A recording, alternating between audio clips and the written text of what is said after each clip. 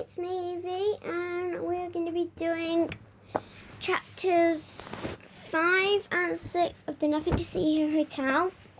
The next video I'm posting won't be straight after this one. It might be after I finished all my schoolwork or my next break, or if I have time, it might be after this.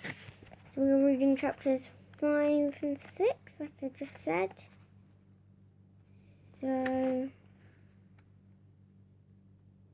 yep. We're going to start now. Chapter 5. Quick. I leaped down the tower steps two, then 3 at the time. I leaped down the steps 2, then 3 at a time. Down and round the corner, down around the corner, down around the corner. Come on, Frankie, I huffed to myself as I sprinted. My brain started racing. The storm outside was getting worse. It looked like something from my real-life adventures of Captain Plank books. What if the goblin messenger gave up and flew away? I wasn't about to miss on the brilliant chance of real excitement. Only brilliant things arrived by goblin post. I reached the door at the bottom of the tower steps and barged through it without checking if anything. Ah! Before I could stop myself, I ran straight into Nancy, the hotel cook. She screamed. I'm making that a bit better. Steps and barged through it without checking if anything. Ah! Before I could stop myself, I ran straight into Nancy, the hotel cook. She screamed with fright and toppled backwards onto the carpet, waggling her legs in the air, all 8 of them.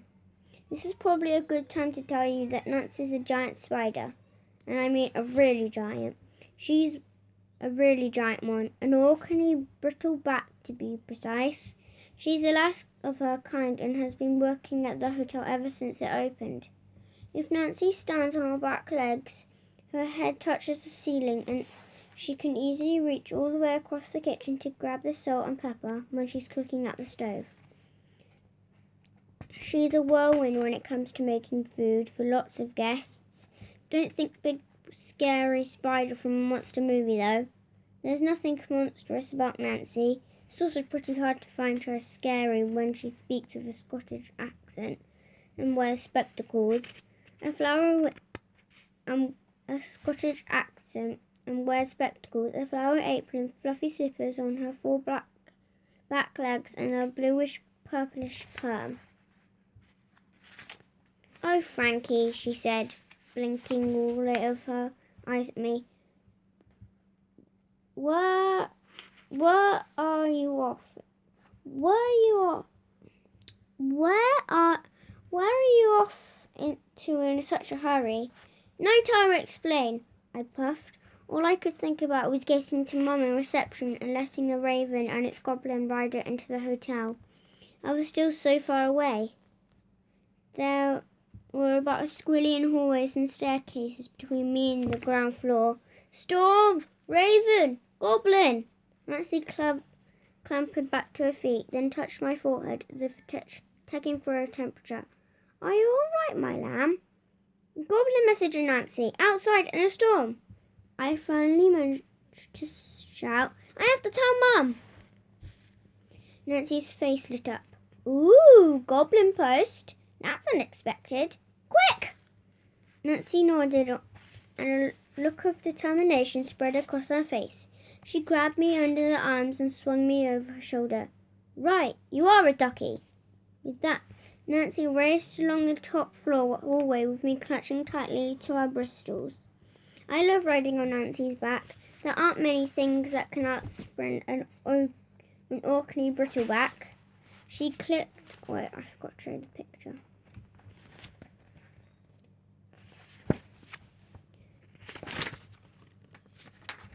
She click-clacked down the corridors like an 8-legged rocket, sometimes running right up to the wall and across the ceiling to avoid guests that were coming and going from their bedrooms to see what all the noise was about.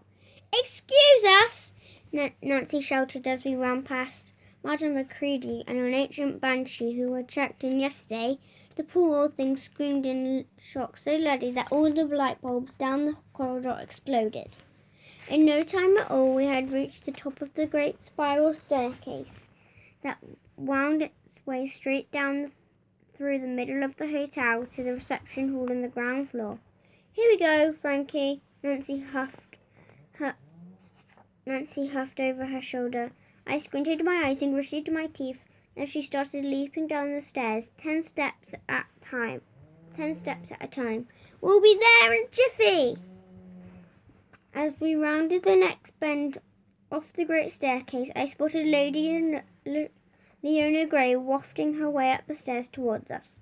Usually she haunts Hampton Court Palace, but every summer she takes a break from scaring tourists and comes to haunt the hotel instead.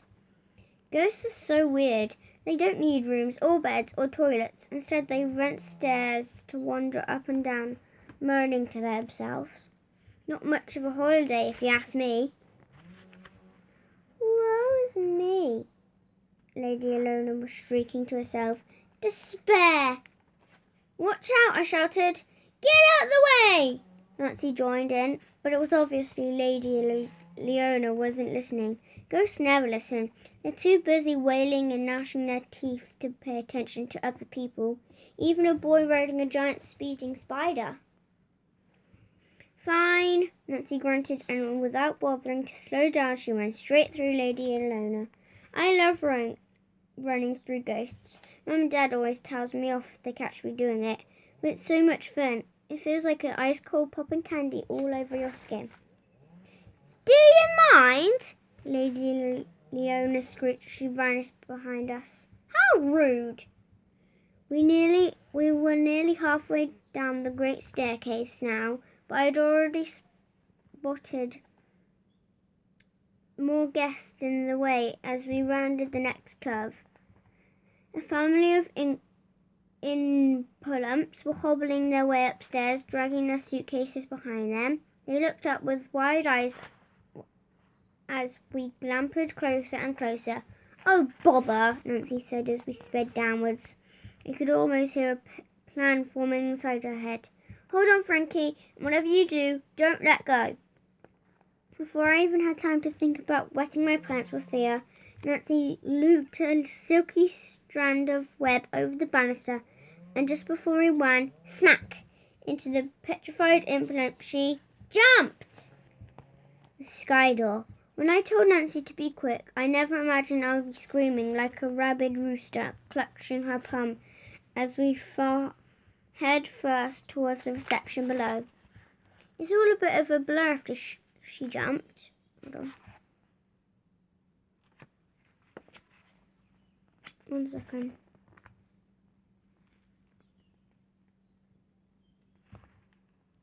There we go. It's okay. It's all a bit bleh. We plummeted like 12-limbed comet through the... We plummeted like a 12-limbed comet through the center of the spiral staircase, and that's about all I can remember. Oh, except for the loud twang-a-ang as the strand of web finally caught, and we stopped just above the floor. I opened one eye and almost burst out crying at the sight of the black and white tiles only centimeters away from my face. "Oh, lovely," Nancy said, beaming to herself, as if absolutely nothing had happened. She put me down and then snipped the web with a sharp swish of her arm and stood up, smoothing out her apron. "I haven't made a good string in ages. Might use that to knit some gloves." For a second, the terrifying leap made me completely forget what I was doing, all while we were trying to get downstairs so quickly. Then I saw Mum standing with her Oof, the hotel's old handyman, a hang-cute org, I suppose, on the other side of a big circular entrance hall. "Hello, Frankie," Oof called, waving his enormous green arms and accidentally smashing a vase of flowers that stood on the end of the reception desk. Mum was gawping at me from behind the desk. Her eyes were the size of teacups, and she looked like she had just swallowed a wasp nest. "Mum!" I scrambled to my feet and tried not to be sick or fall back now. My head felt like someone had reached inside and swizzled it up with an egg, Peter. "Francis! What on earth is going on?" Mum barked. I hate it when people call me Francis. Mum and Dad only use that name when I'm in trouble. Is there a secret weapon while I'm waiting? I ran round the fountain in the middle of the reception desk and up to the stone desk where she was drumming her fingers angrily. Oof, copied her, thudding his fingers down, but grinning instead of scowling. Are you crazy? Mum said. Her face had turned from shock to furious. I can't believe you and Nancy were bungee jumping in front of the guests. Mum, we weren't. Listen, you're in serious trouble, Francis. For a second, I half expected steam coming out of Mum's ears. Do you know how dangerous that is? Do you? And what do you have to say for yourself, Nancy? If Granny McGurk hadn't been on Dad's side of the family, I would have sworn I could see a bit of her and Mum just then. Mrs. Bannister, Granny, I can explain. Nancy looked ashamed and fiddled with the frilly edge of her apron. Mum, you've got to listen to me. Mum opened her mouth to speak again, but I knew if I let her throw a wobbly, she'll be yelling for hours, and I wouldn't be able to get a single word out. Incoming! I screamed in her face as loudly as I could. My voice echoed round the reception hall and back up the staircase. It was like 1,000 Frankies all yelling one after another, and it certainly did the trick. Mum stuttered with surprise and her forehead wrinkled up. She closed her mouth, opened it, and closed it again. What? She finally said after a few seconds. There's a messenger outside. My heart felt like it was about to play a tune on the inside of my ribcage. A goblin messenger! Open the doors! A messenger, Mum said, jolting to attention. Why didn't you say so? Mum was very proud of the hotel's customer service and would never leave a magical creature outside in such terrible weather. Oof! Fine, Mr. Bannister, said Nancy. Who'll want to know about this?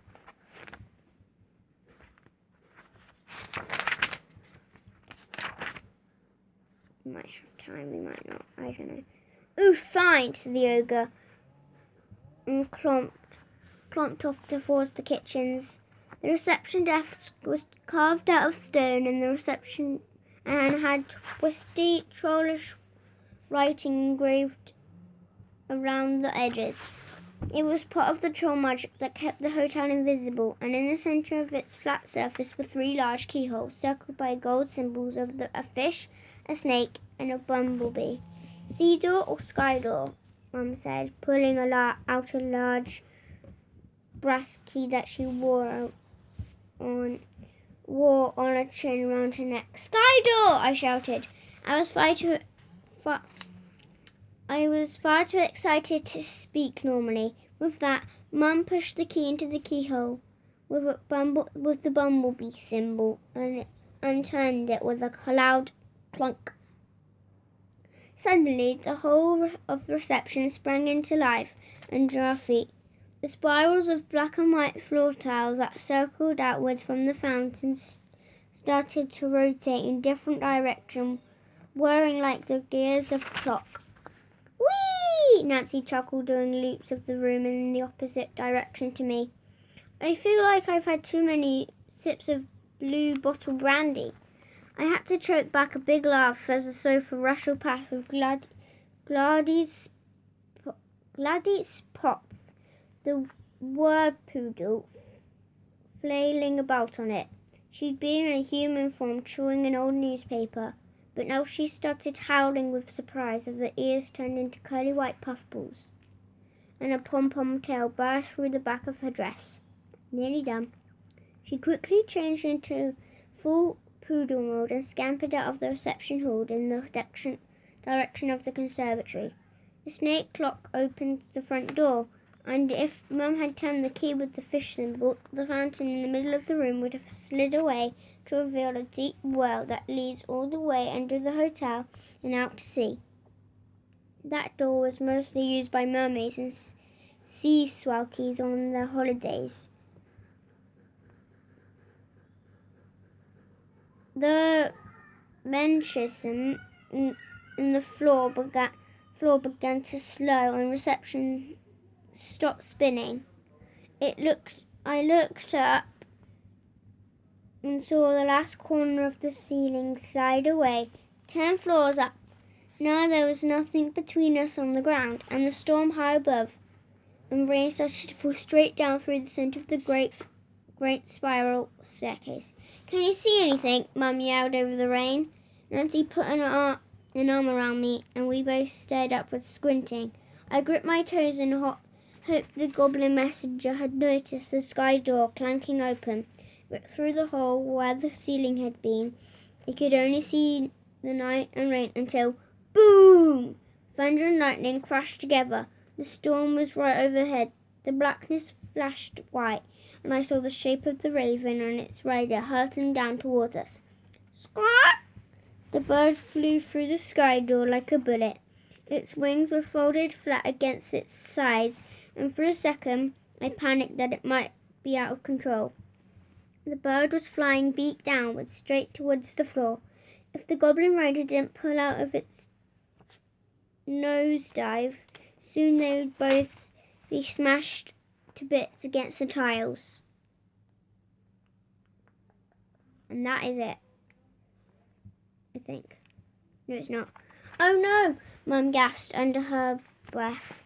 "Squawk!" the raven replied as it continued to hurtle down through the centre of the staircase. Suddenly I could understand why Mum had been so angry when me and Nancy had jumped from the staircase.